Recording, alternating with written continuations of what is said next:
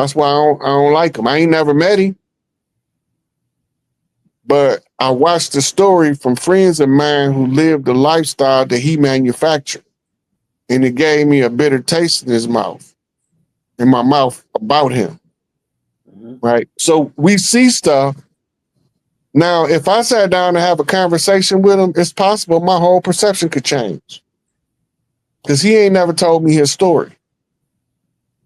I only know the story of the ones that suffered under his guidance and direction. The guys that I got to sit down and talk to, the Kirk McGurks, right? He never blamed Bush for nothing. He don't give him no negative press whatsoever, right? And the negative press that was put on Kirk, he may or may not have deserved it. But when I sat down and had a conversation with him and Adrian back in 2000, he told me his story. I understood his perspective and I felt his pain. Glad to see the brother home, right? So when you see these people that's being leaders, you're going to have the ones that's going to try to give you something positive to build on, like my homeboy and his uncle did, or you're going to be run into the ones that's selfish and only care about chasing the dollar. They don't care about the collateral damage, as it's called, of the children whose lives they interrupt before they ever realize who they are and what they're capable of doing. I don't got no respect for that. Right? Larry and Jeff, they paid for so many kids to go to college, but we don't talk about that. Right. From prison. Larry is instructing the guys that's out in the streets to make sure the ones going to school don't get harassed and putting them on assignment to hold that down. Because he said everybody can't be in the street. We got to protect the ones that's going to read the books, because we need to get out of this gangbanging and get into this brain banging, or we ain't gonna never come up from this condition. Right. Because gangbanging is just establishing your tribal ranking systems. But brain banging is breaking all of the tribes free so we can have a different way to resolve our issues that make more sense than just slaughtering babies in the street. I might have got off the topic of the original question, but go on with the next one, Al. All right. Hey, we're going to take questions from the crowd. We got about 30 minutes left. Y'all drop your comment in the chat.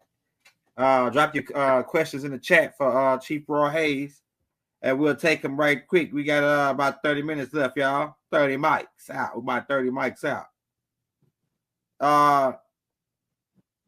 Yeah, I got one for you, though, Rod. So, do you think if we went back to our original, because we wearing European clothes, more European dress, we don't wear our original clothes, and then when I got most of the stuff we wear today was invented over here. Okay, go ahead. We've been wearing denim. That's ancient tribal stuff. Okay. The way you see the nightlife dress, that's New Orleans right now. That's where that's from. Go ahead. When you look at what the European was wearing when they came over versus what they was producing in New Orleans, as they say, the culture, the Dapper Dan dress style, that's New Orleans. That's the big N.O. That's the Big Easy. It get the credit for those because that was our fashion capital of the land. A lot of the stuff that we thinking is European and African, not. Like they telling us the dashiki from Africa, and I'm dying laughing because we've been wearing them in Mesoamerica for thousands of years. They all through the paintings. And they've been telling us be black and proud and wear this dashiki. That's what you call a cultural crossing. Then that's a point where you need to go do a different research, because they telling you that the culture is coming from somewhere else, but you got lifetimes of remembering in that hot southwestern sun wearing dashikis. It's the same as the sundress. European women didn't wear sundresses with the single strap or with the no strap. And that was all created down in the South.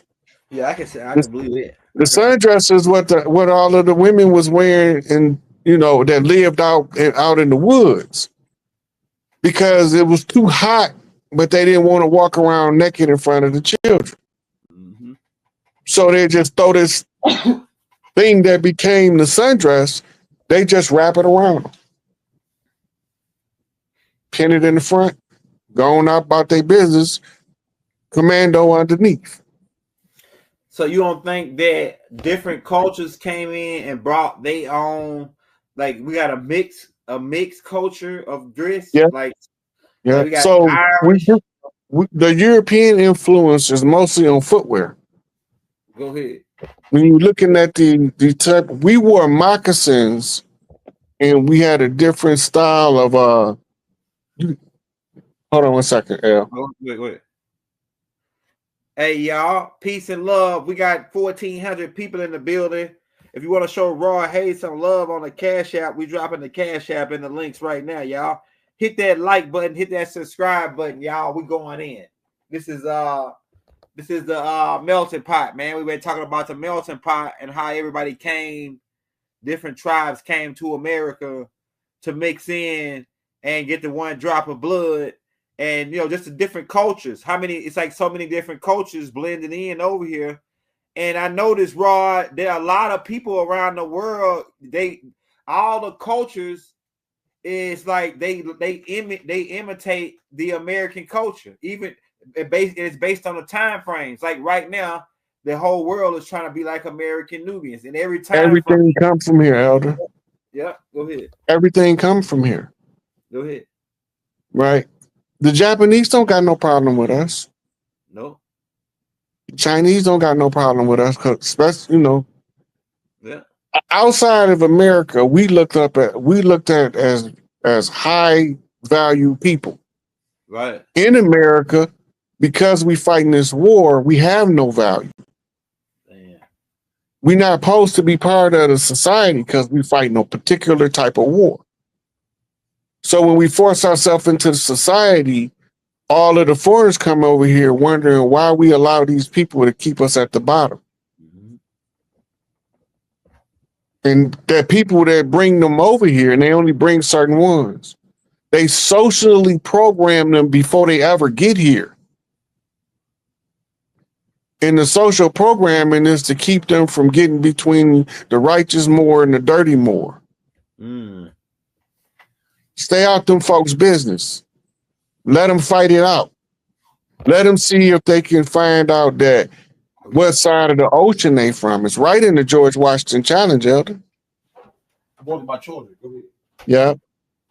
So once you know who fighting, you understand why foreign people stay out of the mix.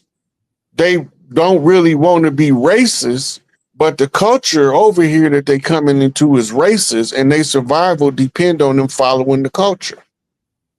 Right? They tell them how to exploit us, and their survival is predicated upon them listening to the people who's holding the pseudo power and following what they told them. So they set up shop in our community. But when they told them we were such bad people, they didn't tell them that they was killing off our leaders so that we couldn't control our community so that they would have a place for their store to be. That wasn't part of the conversation. Right?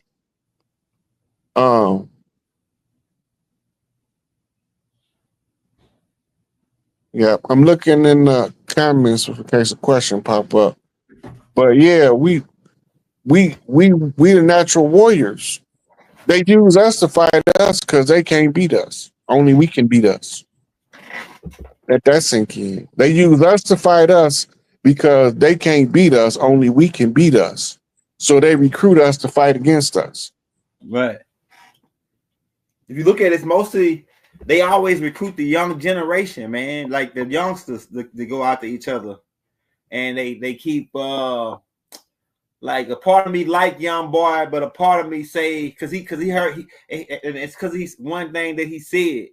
He said in an interview they asked him about him working for the dark side and him promoting what he promoted, and he said something that made me say that he aware that he being used, but he trapped in it.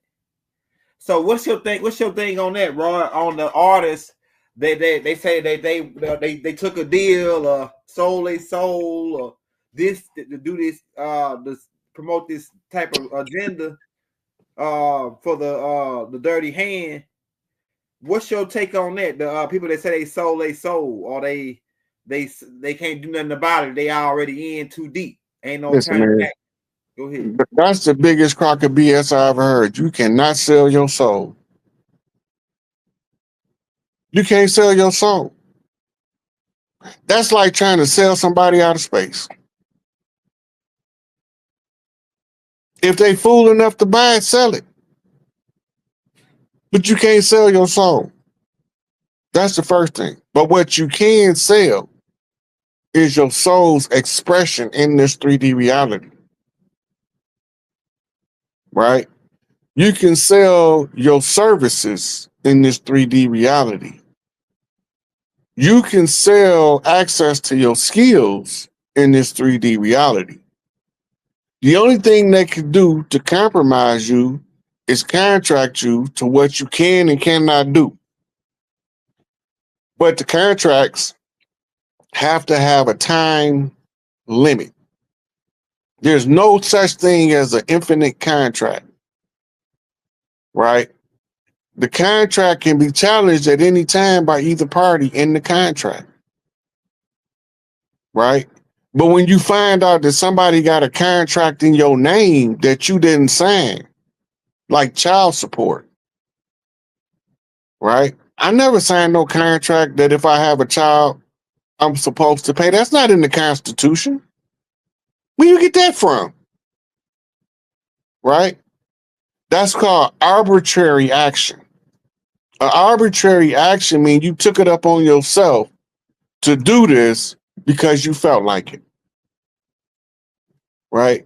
You can't sell your soul, but you can sell your soul's expression, and you can surrender that expression to the people you sell the control to.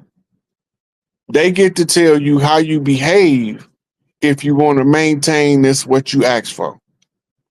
You never knew that if you maintained your own control and used your talents for yourself, that you still could have that same lifestyle, but you won't be compromised, and you'll probably have a higher echelon lifestyle because you're not controlled no more.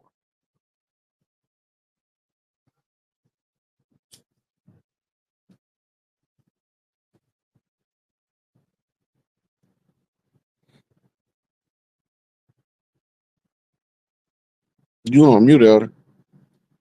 Hey, Sophia asks, shout out Sophia. Sophia asks, why do they kill off the firstborn? It's the first heir. Okay. Okay. It's called I think we did a show on this. It's called the sacrifice of first blood. Yeah, we did, yeah. The blood Right. secrecy. Blood. Yeah, sacrifice of first blood. The first child is the first blood of the mother's womb. Right? And the purpose of killing the firstborn is you killing the first heir, the first person with what we call the right to the throne. Right? Now, the story go back to the Moses story, which is the Akhenaten story, right? Of the Exodus and the plagues, where he said, I killed the firstborn. It's in the royal families, right?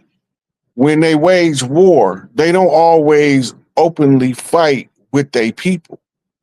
Sometimes they use espionage and assassination, right, in order to maintain their power structure.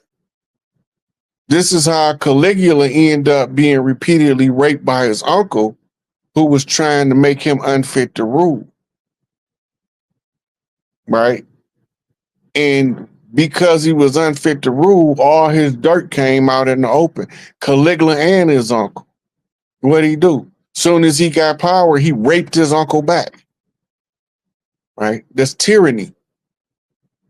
It's hereditary. Okay, so now the first blood is a sacrifice in mysticism and religion. The sacrifice of the first blood is talking about the blood of the innocent. And there's also the power position of a potential first heir. That power position being usurped when the first child dies, it had to go to a next of kin, another child. But the right now is no longer determined by first in line, first in time. Now it's governed by who's most qualified to fill the position, and then it changes the way that you can ascend to the throne.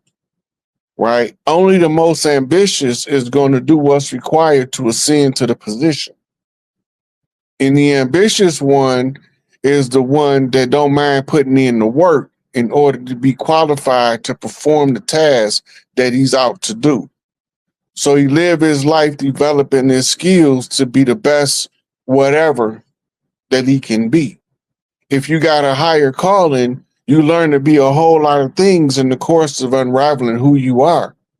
Because the things that you develop as an external skill becomes a mirror from which you to see an innate ability. Right?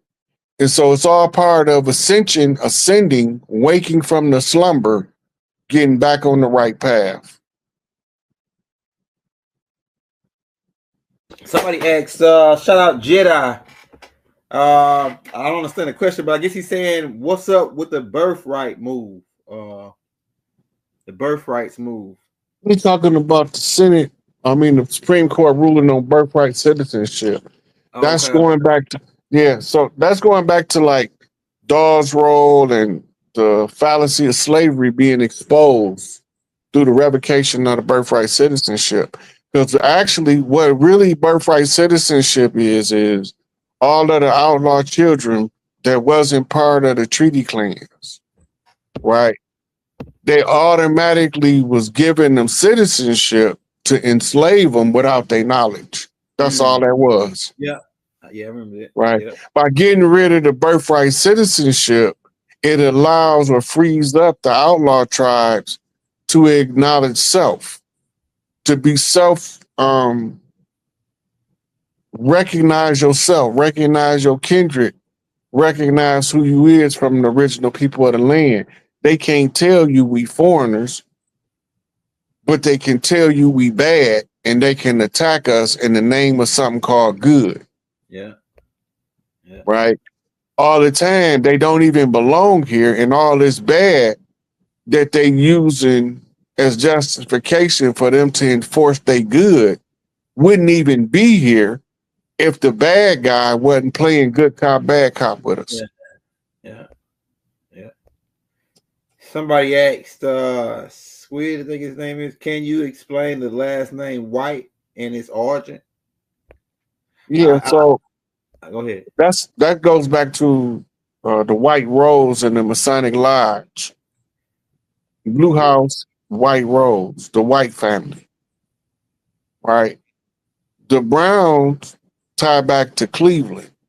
Football team is used to tag the location where the Brown family's longest ancestry stood. So they gave them a sports team and called them the Cleveland Browns, right? But when you're talking about the whites, you got to also remember in Spanish, they blanco, jefe blanco, blanco grande, right? Mm-hmm. What they talking about is the boss hog in the white suit, right? He always come in the white suit, jefe blanco, right? That was a status symbol in the culture of people that don't wear suits. But if you go back to the Confederacy, what they told you was gray coats was actually white coats. But the white coats became gray in the time of war through soiling. Couldn't keep it white. Yeah. So when you see it in the black and white picture, it looked great. Yeah. Dingy white. Yeah, it makes sense. From fighting in the war. Yeah, it makes sense. Right. And so all of this tie back into the movement of the people on the land. Right. The names came from a ranking system. Right. The Red family. Right. Sometimes they call it the Reed family. The Reed family or the Red family, they tie back to Red Sox, right? What's that? Baltimore? Yeah, Baltimore Red Sox. Yeah. So the Red Sox, SOCKS. So the Red Sox is there to tell you something. Why is the Sox red? For walking through the blood.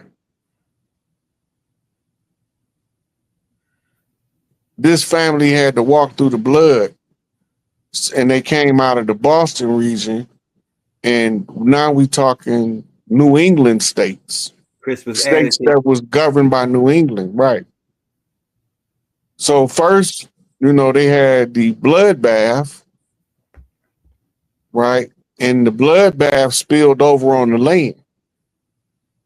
And the first to walk through the bloodbath was the ones called the Reds, the Red Sox. Right. They used the sports team to mark the area where the most prominent clan was from and made the clan out to be the mascot. Yeah. Hey, Rod, you ain't lying about this because Doc talk about some of that in the like the Heisman Trophy and the Oscar Trophy, all these trophies they got, they come from certain things that we already had. Yeah, that guy on the Heisman, that's Paul Robeson. Go ahead.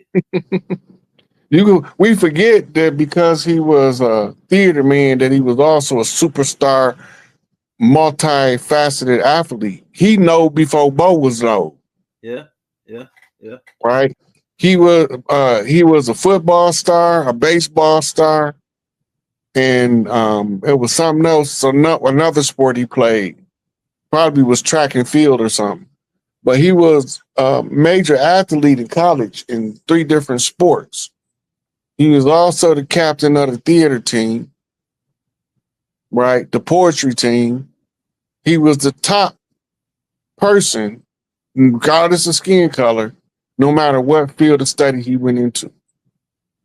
Dang, that's deep. I had to go do some search on right. Dude. The Heisman Trophy not named after him, but the man on the statue is patterned after him. Yeah. Right. So it's the same with the Oscar. It was a brother that the Oscar is named after. Yeah. But we didn't know that you get the Oscar for being the